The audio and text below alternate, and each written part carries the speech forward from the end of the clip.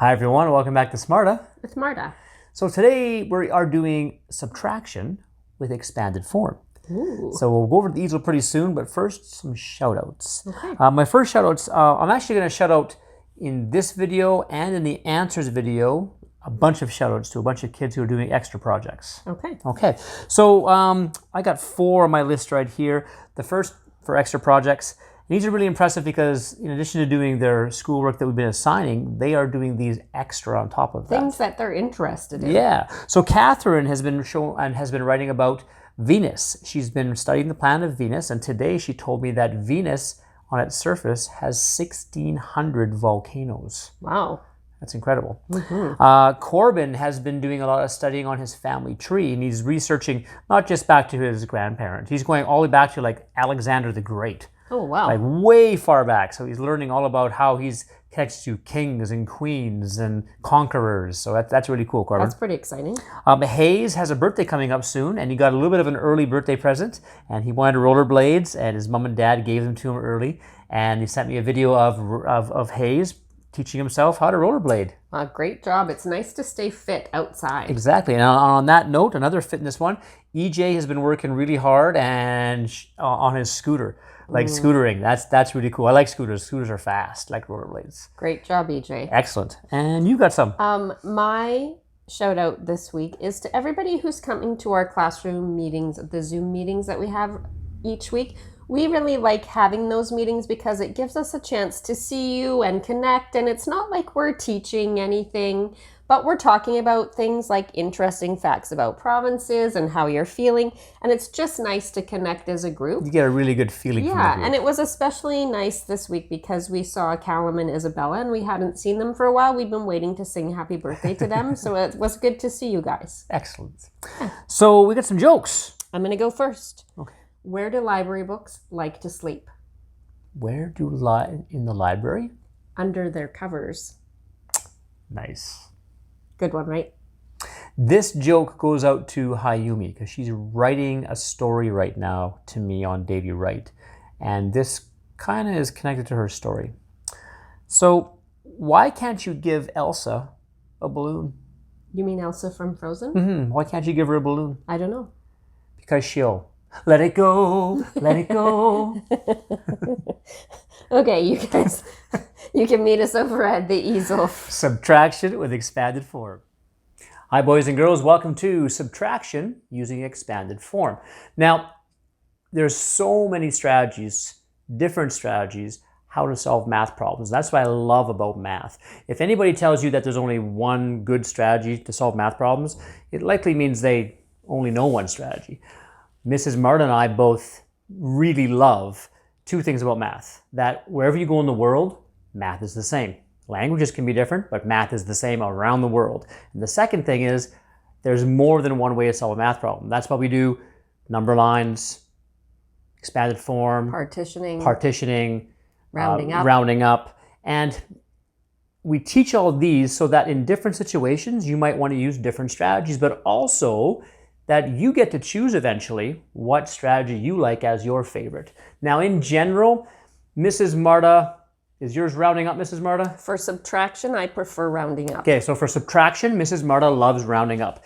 For subtraction, I still love expanded form and also changing subtraction to addition. So I kind of flip back and forth. That's why math is great. Today, we're going to go over expanded form with subtraction, but I'm first doing just a real quick review in addition. I know you're getting very good at expanded form with addition, but I wanted to do this here just so you can see the pattern's kind of the same when we use subtraction. Yes, Mrs. Marta? I just want to remind everyone that this is a lesson, so you're not just watching, you're actually participating. So you might have a whiteboard in front of you, or you might have a piece of paper and you're working along with Mr. Marta. Excellent. And the beautiful thing is with the video, you can now pause and solve these 2 if you want to start before I start showing it, and then follow along. Okay, so pause if you want to, because here we go.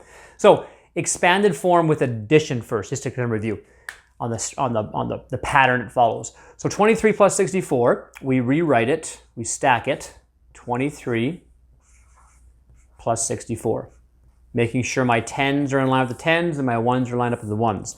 Then we start from the left. I have my 1s and my 10s. I start in the 10s. I know there is 1, 0, and a 10. How many 10s do I have? 6 plus 2 is 8. I'm running a little bit out of the room here, so I have to write small. In the 1s column, 3 plus 4 is 7. So we're at 87. Okay, so we started left to right. Addition, review for 475 plus 314. I'm going to write it over this way more so we have more room this time. 475 plus 314. I've stacked them. I've made sure my hundreds, my 10s, and my 1s are all lined up properly. And now I start expanding. And I always start from the greatest number, the left side. And that in this case is the hundreds. Here's the 1s, 10s, hundreds. How many zeros in 100? Well, I know there's 2. So there's my 0 and my 0. Now how many hundreds do I have? 4 plus 3, I have 7 hundreds. You may also look at it that I had 400 and 300, 700. Tens column. There's 1, 0, and a 10. How many 10s do I have? 7 plus 1 is 8. Ones column. 5 plus 4 is 9. Now add them all up. 9, 8, 7. 9, 8, 7. So I know you knew the pattern for expanded form because you've had lots of practice with it, but I wanted to review it quickly so you can see the pattern's the same for subtraction. Just you have to realize that instead of a plus down here, you've got a minus. So let's look at it. So here's expanded form with subtraction. 78 plus 43. And I'll change colors just so you can see it a bit better. So we're going to write, stack them first. 78 and 43. And very important, that minus sign. That changes everything from up there. So we've stacked it the same, just the minus has changed. What is still the same, we start in the greatest number column. We start in the tens column here and work our way that way. So we go in the tens column. How many zeros in a 10? Well, there's 1 0. Now I'm with 7 minus 4. 7 minus 4 I know is 3. So we know 70 minus 40 is 30. Perfect. In the ones column, 8, remember that's a minus down here, 8 minus 3. 8 minus 3, I got 5, okay. Once you've passed that, now you do what's down here, just like you did in expanded form. Add them up. We have 5, and we have 3.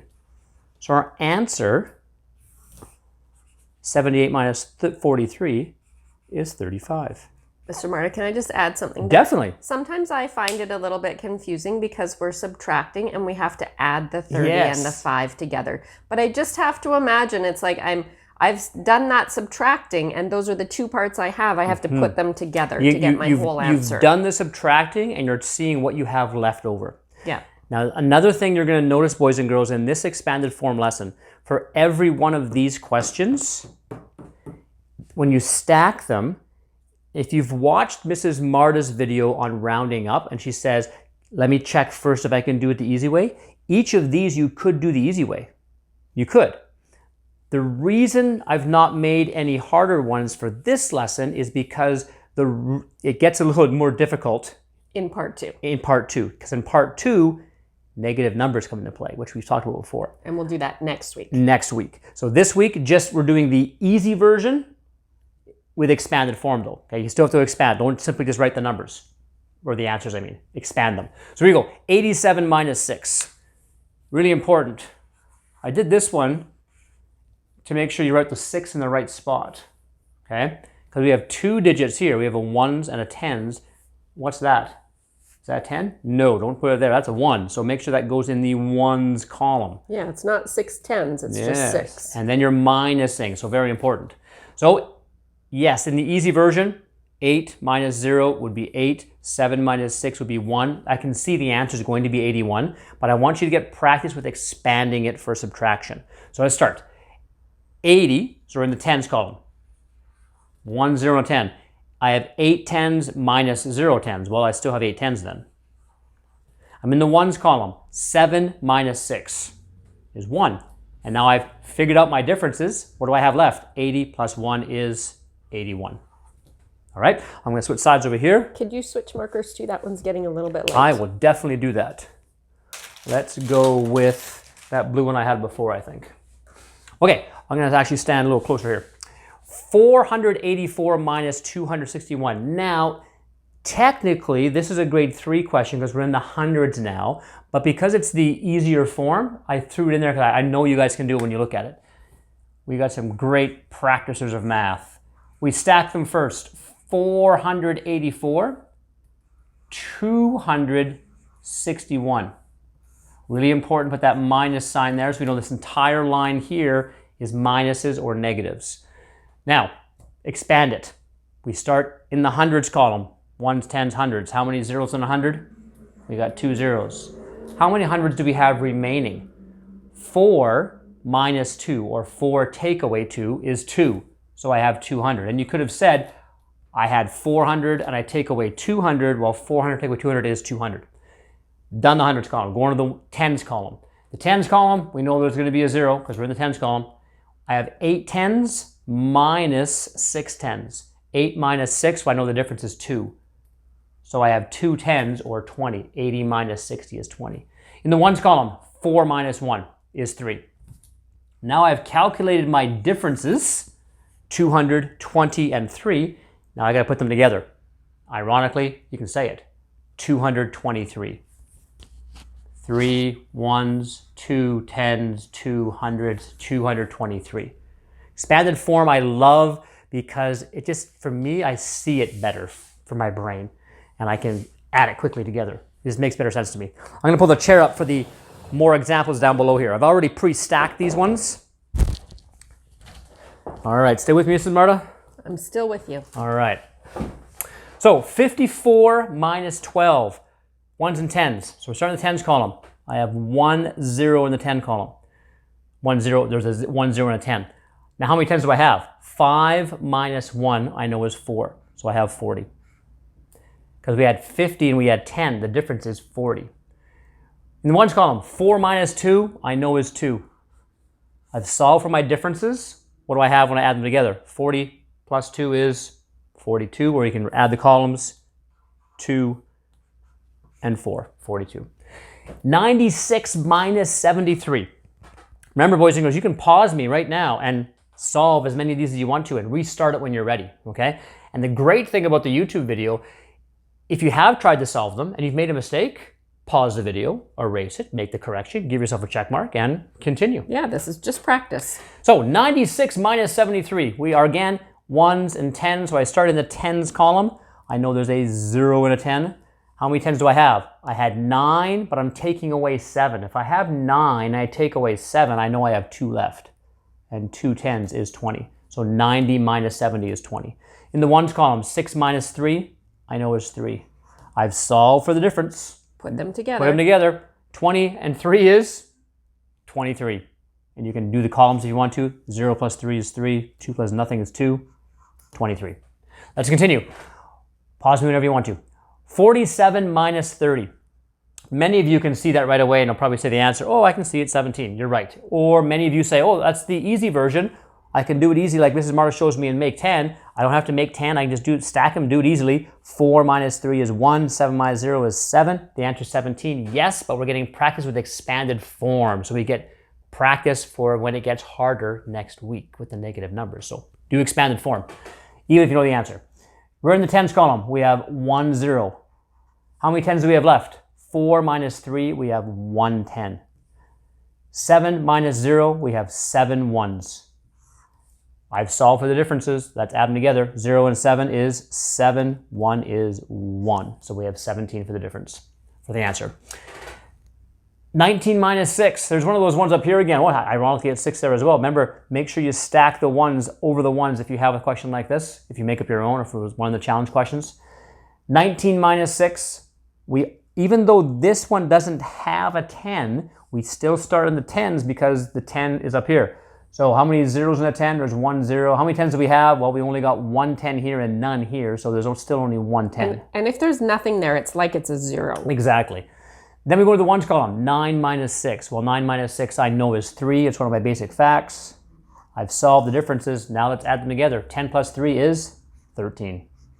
Or you can say 0 plus 3 is 3 and 1 plus nothing is 1. So you can see why it's really important to know your basic facts, because you can do this a lot faster if you know your facts than if you have to count them on your fingers or count them with blocks. And this is why Mrs. Martin and I have you every week do that addition and subtraction sheet, 1 per week, to practice your basic facts, because the more they become automatic, the faster you get at them, the easier this becomes. So when you get to grade 4 and grade 5, if you know your basic facts, you'll be flying through this stuff and going on to bigger and harder things. But if you're still struggling with basic facts because you haven't been practicing them, things will go slower. So basic facts are the most important. Think of them as the building blocks on your pyramid for all the other math. If the bottom's not strong, the whole pyramid's going to fall over. So make that basic fact strong.